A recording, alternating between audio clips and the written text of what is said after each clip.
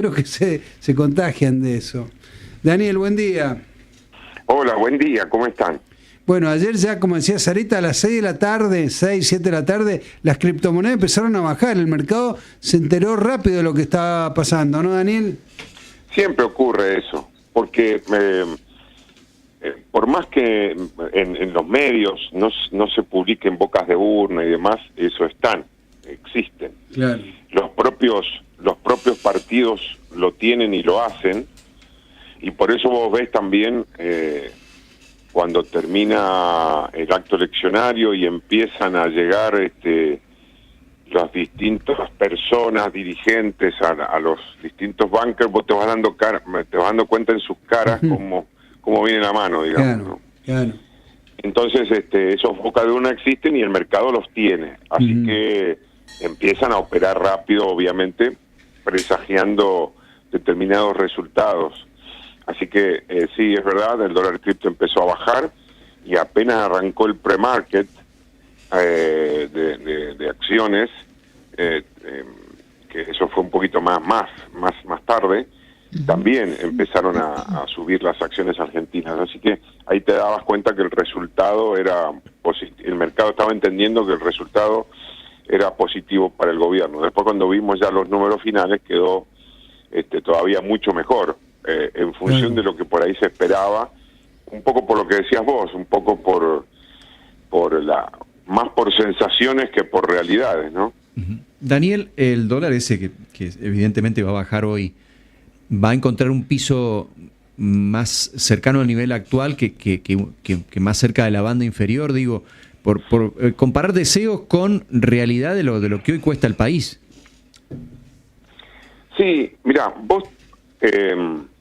el tipo de cambio lo que hace es siempre más allá de lo que sucede en el corto plazo, lo que suceda suponete en 2 o 3 días o en un par de semanas.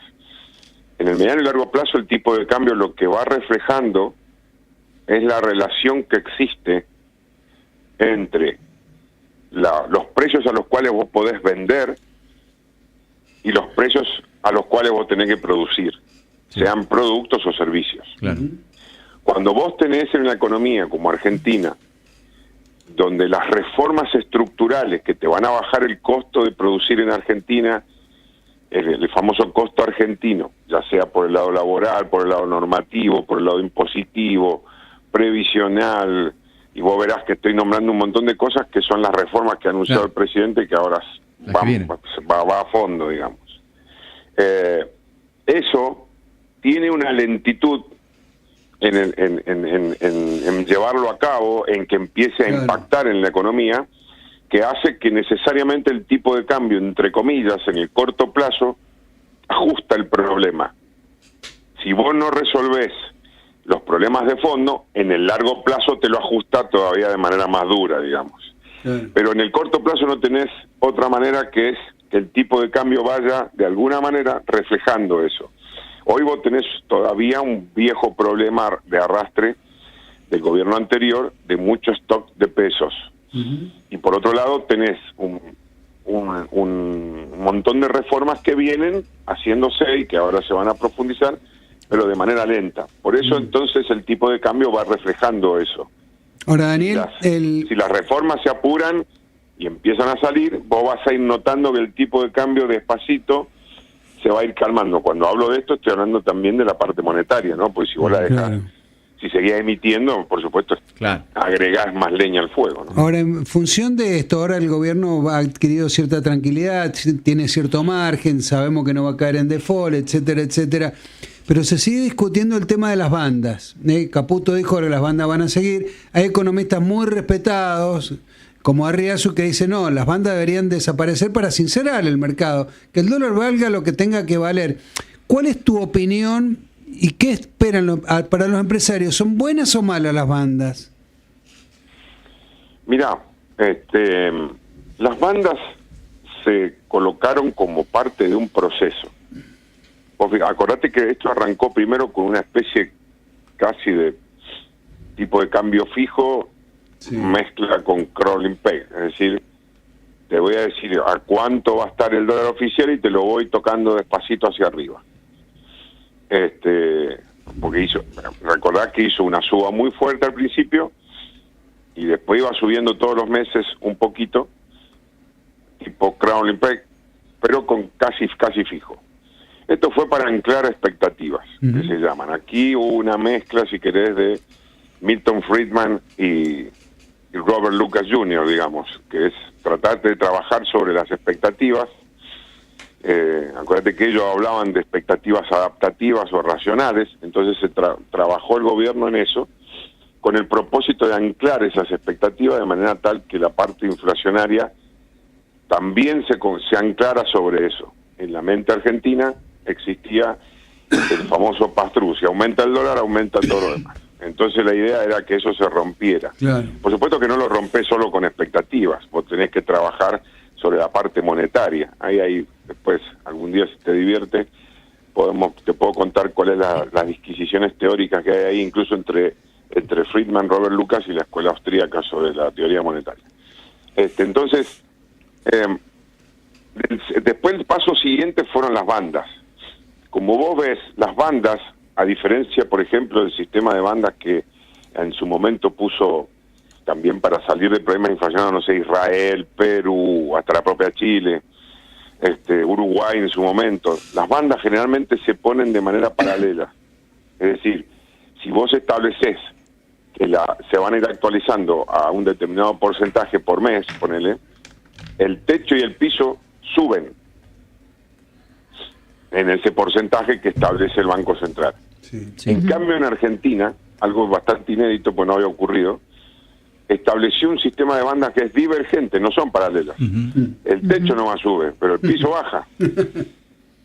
Entonces, ¿eso por qué? Porque la idea del gobierno es que en algún momento, más tarde o más temprano, el mercado sea totalmente libre. Es decir, que la flotación sea totalmente libre y ya el Banco Central no opere ni en el techo obligado ni en el piso, llegado el caso, obligado, sino que opere a lo mejor de manera arbitraria, como siempre. Un Banco Central siempre opera de manera arbitraria, pero más que nada comprando reservas. Ayer yo leía a un viejo amigo de Milei, que ahora están enemistados a muerte, que es Diego Giacomini, y Diego Giacomini decía: sería bueno aprovechar este envión que el electorado le ha dado, porque tengamos en cuenta que todo el mundo, en general, cuando vos hablabas, pensaban en que podía eventualmente haber un empate, y la verdad que el resultado ha sido muy sorpresivo a favor del gobierno en cuanto a lo bueno, digamos. Yo creo que te comenté el otro día que el mercado empezaba a mirar más que el número de cuánto ganaba o perdía, empezaba a mirar cuántos diputados va a tener, cuántos senadores va a tener, porque ahí va a estar la clave para las reformas. Y eso fue ese es el número que sacaba el mercado, porque ahora el gobierno, con aliados y todo, casi en diputados, casi que va a tener quórum propio.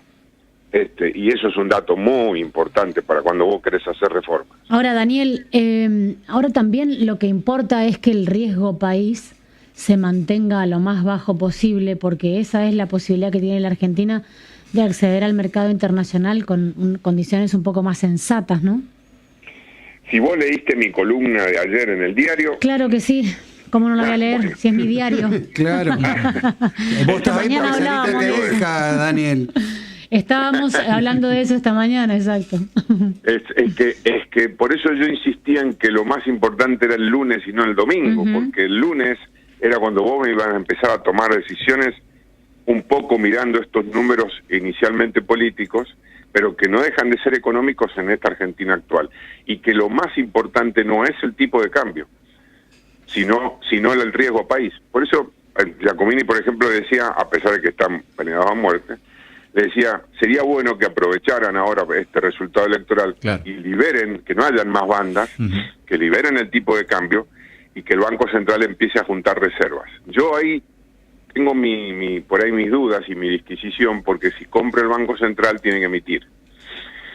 Y hoy tenés todavía un problema de demanda de dinero. Entonces, es verdad, a lo mejor estaría bueno, o una de dos, o que liberaran las bandas, o que aumentaran el porcentaje en que van a desaparecer, que en lugar de que sea el 1% mensual, que sea, no sé, un 2 o un 3, de manera que el esquema se termine más rápido, por llamar de alguna manera. ¿Por qué? Porque siempre está el temor, ¿viste? De que qué va a pasar si llega al techo y le alcanzarán los dólares. Está bien, está Estados Unidos detrás, yo te conté lo que significaba que Estados Unidos estuviera detrás, pero igual, ¿viste? En el mercado, como vos muy bien dijiste, en el corto plazo trabaja con emociones, y sería bueno que esa parte emocional empiece a quedar atrás.